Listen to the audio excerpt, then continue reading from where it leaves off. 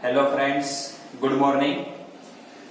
વિદ્યાર્થી મિત્રો, chapter number 8 જેની અંદર આપણે ગયા લેક્ચરમાં ઇક્વિટી શેર વિશેની માહિતી મેળવી કે કંપની પાસે જે ત્રણ પ્રકારના શેર હોય છે, ઇક્વિટી શેર, પ્રેફરન્સ શેર અને એક ડિબેન્ચર.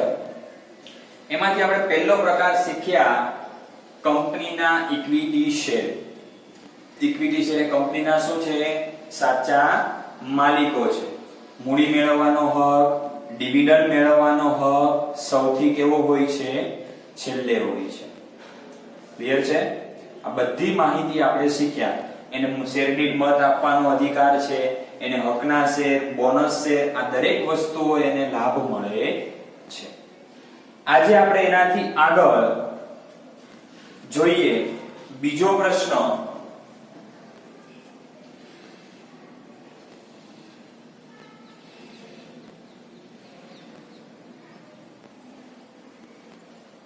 પ્રેફરન્સ શેર એટલે શું?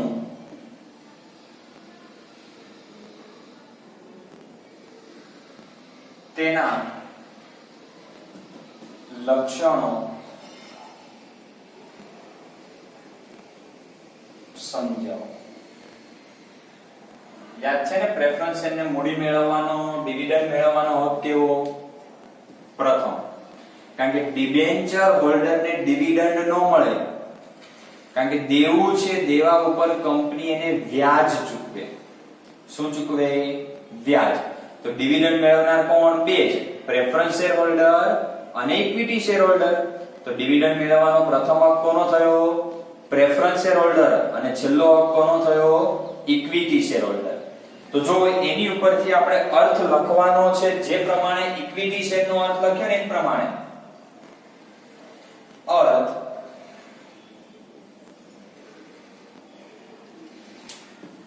જે શેરને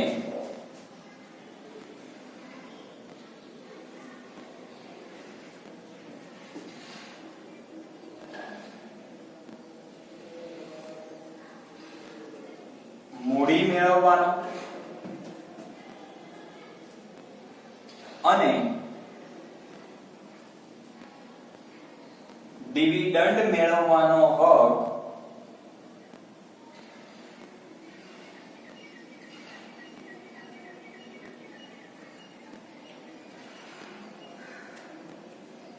ખાલી અહીંયા રાખો, પ્રથમ હોય તો તેને પ્રેફરન્સ શેર કહે છે. બંને કયો કયો? મૂડી મેળવવાનો અને ડિવિડન્ડ મેળવવાનો. કે કંપનીનું વિસર્જન થતું હોય તો મૂડી પાછી મેળવવાનો હક કોનો પહેલા? તો કે પ્રેફરન્સ શેર. ડિવિડન્ડ કંપની આપતી હોય તો પહેલું કોણ લઈ જાય? પ્રેફરન્સ શેર હોલ્ડર ડિવિડન્ડ લઈ જાય છે. તો તેને શું કહેવામાં આવે છે? પ્રેફરન્સ શેર કહે છે. જેવી રીતે મેં માહિતી સમજાવેલી છે એના ઉપરથી આના પણ આપણે લક્ષણો જોવાના છે. ચલો જોઈએ લક્ષણો.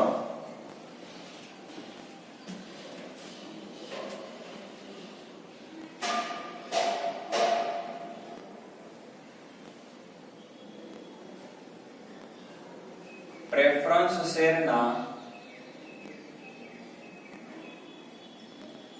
લક્ષણ.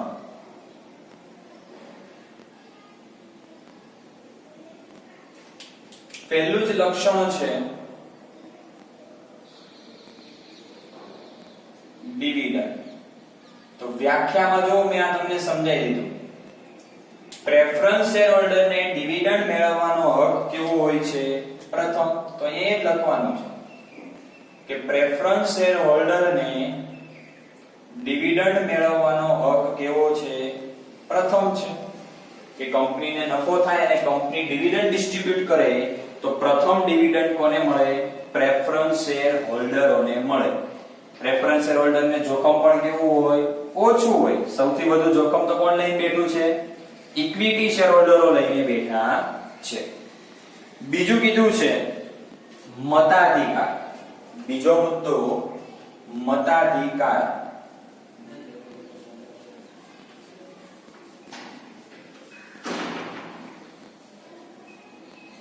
ચલો, ઇક્વિટી શેરહોલ્ડરને મત આપવાનો અધિકાર શેર ડિવિડન્ડ. ઓકે, હવે અહીંયા ધ્યાન રાખો, પ્રેફરન્સ છે કે પ્રેફરન્સ શેર હોલ્ડર ને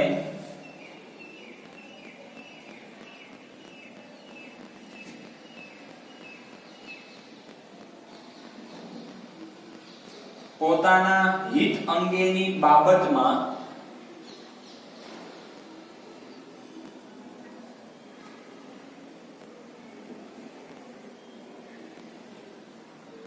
મત આપવાનો અધિકાર છે, કે એવી કોઈ બાબત છે, એવો કોઈ નિર્ણય છે જે પ્રેફરન્સ શેર હોલ્ડરોને અસર કરતો, તો એ જ નિર્ણયમાં અને એ બાબતમાં પ્રેફરન્સ શેર હોલ્ડર મત આપી શકે છે, બાકીમાં મત આપી શકતા નથી. એની સરખામણી ઇક્વિટી શેર હોલ્ડર કોઈ પણ કારણ હોય, કોઈ પણ નિર્ણય હોય, દરેક બાબતમાં મત આપવાનો અધિકાર એનો છે.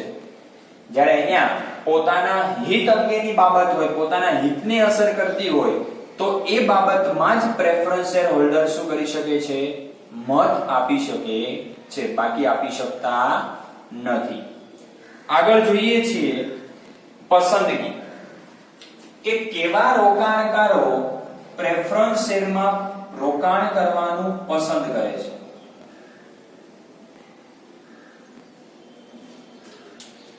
તો કે જે રોકાણકારોને નિશ્ચિત આવક જોતી હોય,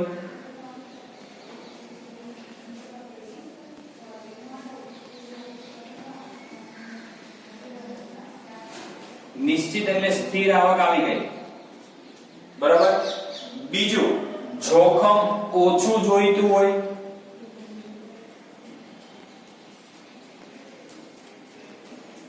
તો તેવા રોકાણકારો પ્રેફરન્સ શેરમાં રોકાણ કરવાનું પસંદ કરે છે. કેવી આવક? નિશ્ચિત આવક અને જોખમનું પ્રમાણ ઓછું. શા માટે? પ્રેફરન્સ શેર જો કેવી રીતે બહાર પાડે, કંપની આ રીતે બહાર પાડે, 10% ના પ્રેફરન્સ શેર. માની લો કે તમારી પાસે 1 લાખ રૂપિયાના પ્રેફરન્સ શેર છે, તો જો કંપનીનું ફિક્સ કેટલા ટકાના છે? 10%. તો 1 લાખ ઉપર 10% તમને નિશ્ચિત રકમ એને આપવાની, તો 10,000 રૂપિયા તો મળવાના. તો આવક નિશ્ચિત, જોખમ પણ કેવું થઈ ગયું? ઓછું થઈ ગયું. તો કે જે રોકાણકારો નિશ્ચિત અને સ્થિર આવક અને જોખમ ઓછું મેળવવા માંગતા હોય કે ઉઠાવવા માંગતા હોય, એવા રોકાણકારો કયા શેર પસંદ કરે છે? પ્રેફરન્સ શેર પસંદ કરે છે. કેટલા મુદ્દા થયા લક્ષણોના? 3: ડિવિડન્ડ, મતાધિકાર અને પસંદગી. ચોથું, બજાર ભાવ.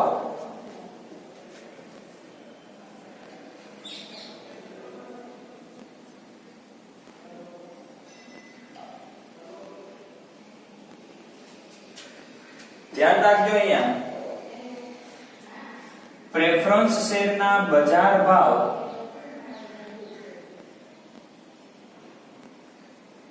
સ્થિર રહે છે.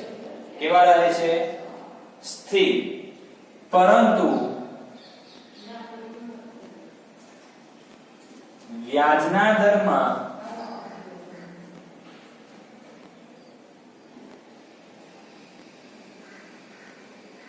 ફેરફાર થતો રહે છે.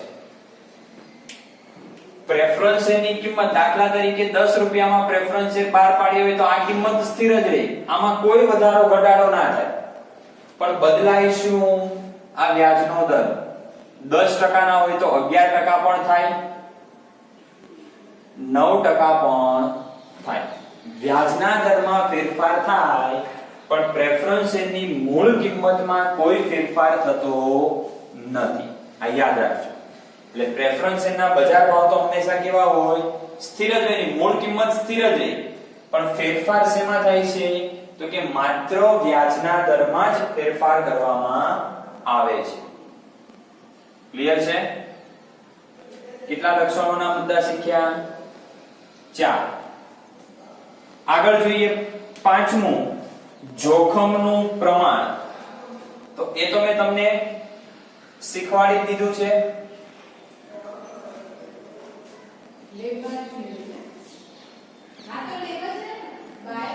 જોખમનું પ્રમાણ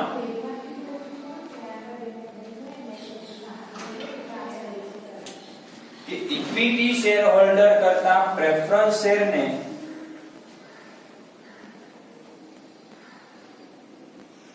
જોખમ કેવું હોય છે? ઓછું હોય છે. કેવું હોય છે જોખમ? ઓછું. શા માટે? કારણ કે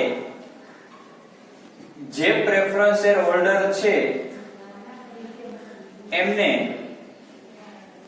મૂડી પરત અને ડિવિડન્ડ બંને મેળવવાનો હક કેવો છે? પ્રથમ છે. કે પ્રેફરન્સ શેરને જોખમ ઓછું હોય છે. શા માટે જોખમ હોય તેનું રીઝન આપ્યું કે પ્રેફરન્સ શેર હોલ્ડરોને મૂડી પરત અને ડિવિડન્ડ બંને મેળવવાનો હક કેવો હોય છે? પ્રથમ. નફો થયો, કંપની વિસર્જન પામે, પહેલા પૈસા લેજો આપણે છૂટા, એટલે ડિવિડન્ડ પણ પહેલા મળે, તો એને જોખમ કેવું રહ્યું? ઓછું રહ્યું. ક્લિયર છે? આગળ છઠ્ઠો મુદ્દો જે છે એકદમ સહેલો છે, કારણ કે પહેલા મુદ્દા જેવો જ છે. મૂડી પરત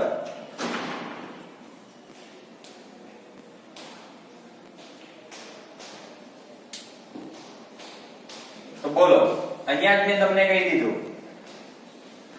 પ્રેફરન્સ શેર હોલ્ડરને મૂડી પરત મેળવવાનો હક કેવો હોય છે? પ્રથમ હોય છે. કેવો હોય છે? પ્રથમ. કે કંપનીનું વિસર્જન થવાનું હોય, કંપની બંધ થવાની હોય, તો એવા સંજોગોમાં કંપની સૌપ્રથમ પહેલા નાણાં કોને ચૂકવે છે? પ્રેફરન્સ શેર હોલ્ડરોને પ્રથમ નાણાં ચૂકવે છે. કમ્પ્લીટ અહીંયા સુધી? ઓકે. હવે જુઓ, લક્ષણોના 6 મુદ્દા જે છે આ પ્રેફરન્સ શેરની અંદર. કેટલા મુદ્દા છે? 6. કમ્પ્લીટ અહીંયા સુધી દરેકને? ચલો એક વખત આપણે રિપીટ કરી લઈએ. ડિવિડન્ડ મેળવવાનો હક કેવો છે? ફર્સ્ટ, પ્રથમ છે. મત આપવાનો અધિકાર કે પોતાના હિત અંગેની કે પ્રેફરન્સ શેરની બાબત અસર કરતી હોય તો એ બાબતમાં જે મત આપી શકે. પસંદગી કોણ કરે? તો કે જેને નિશ્ચિત આવક મેળવવી છે, જોખમ ઓછું ઉઠાવવું છે, એવા રોકાણકારો પ્રેફરન્સ શેરમાં રોકાણ કરવાનું પસંદ કરે છે. બજાર ભાવ તો પ્રેફરન્સ શેરના બજાર ભાવ સ્થિર હોય છે, પરંતુ વ્યાજના દરમાં ફેરફાર થતો રહે છે. જોખમનું પ્રમાણ તો કે પ્રેફરન્સ શેરમાં જોખમનું પ્રમાણ ઓછું હોય છે, કારણ કે પ્રેફરન્સ શેરને મૂડી પરત અને ડિવિડન્ડ મેળવવાનો હક કેવો હોય છે? પ્રથમ હોય છે. અને મૂડી પરત મેળવવાનો હક કેવો છે? પ્રથમ છે. એટલે ટોટલ કેટલા લક્ષણો થયા વિદ્યાર્થી મિત્રો? ચેક કરો. 6 લક્ષણો થઈ ગયા. ઓકે. હવે એક બીજો એક ટૂંકો પ્રશ્ન.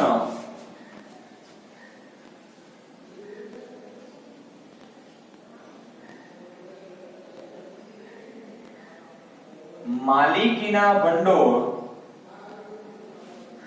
જેને બીજા શબ્દોમાં કહેવામાં આવે છે શેર હોલ્ડર્સના ભંડોળ નું વર્ગીકરણ જણાવો. કોનું કોનું વર્ગીકરણ કીધું? માલિકીના ભંડોળ અને શેર હોલ્ડર્સના ભંડોળનું વર્ગીકરણ જણાવો. કે માલિકીના ભંડોળ કોને કહેવાય, શેર હોલ્ડર્સના ભંડોળ કોને કહેવાય, એમાં કોનો કોનો સમાવેશ થાય એ બાબત આપણે સમજવાની છે. ચલો જોવો અહીંયા. માલિકીના ભંડોળ જે છે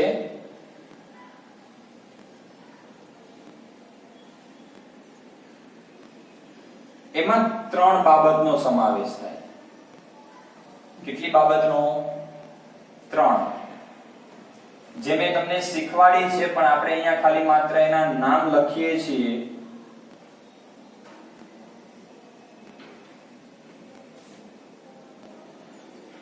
પહેલું બીજું અને ત્રીજું. પહેલી બાબત ગયા લેક્ચરમાં શીખવાડીએ ઇક્વિટી છે.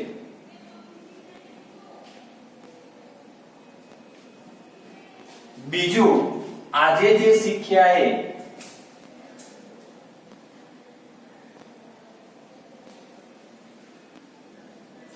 પ્રેફરન્સ છે. અને ત્રીજો એક પ્રકાર છે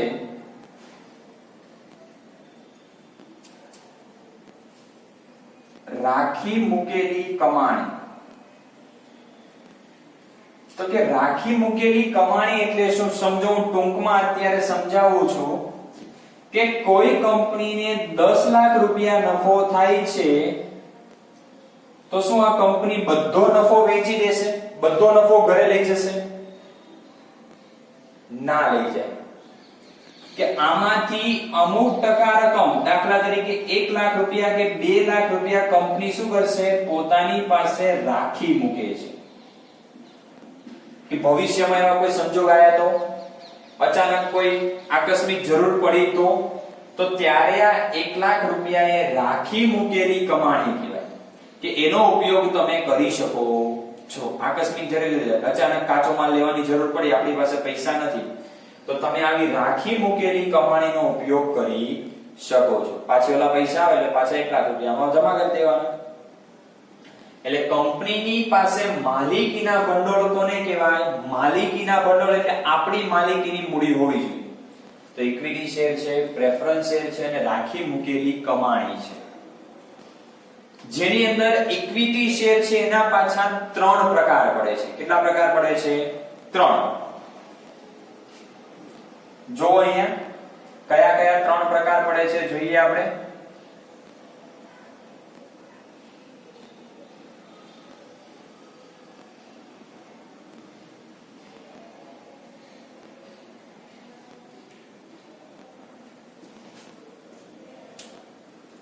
પહેલો પ્રકાર સામાન્ય ઇક્વિટી શેર.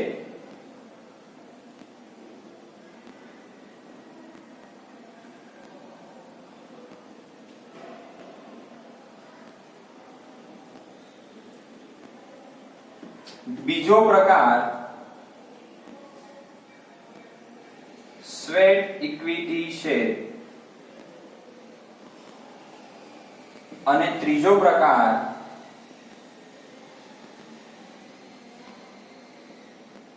અન્ય ઇક્વિટી શેર. કેટલા પ્રકાર પડે છે? 3 પ્રકાર.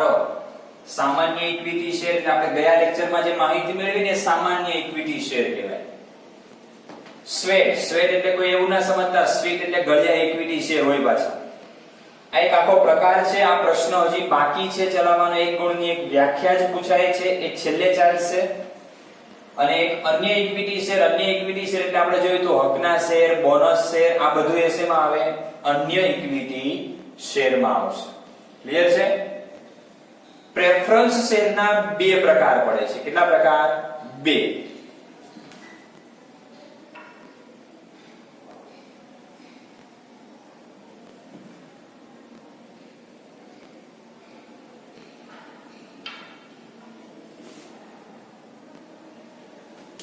પહેલો પ્રકાર 20 વર્ષ પહેલા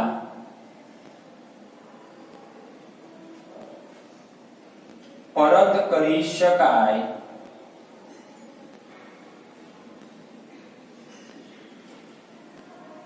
તેવા પ્રેફરન્સ શેર. પહેલો પ્રકાર કયો? 20 વર્ષ પહેલા પરત કરી શકાય તેવા પ્રેફરન્સ શેર. અને બીજો પ્રકાર છે 20 વર્ષ પછી